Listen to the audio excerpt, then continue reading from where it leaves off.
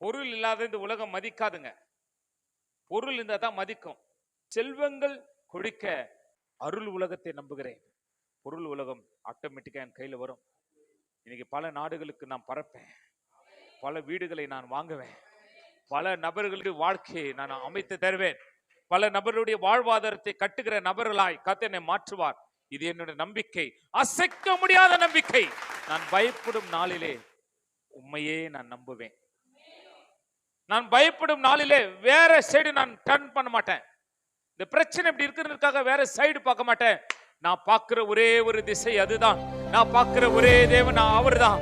நான் போற ஒரே ஒரு வழி அதுதான். நான் பிராக்டிஸ் பண்ண ஒரே ஒரு வேத புத்தகம் இதுதான்.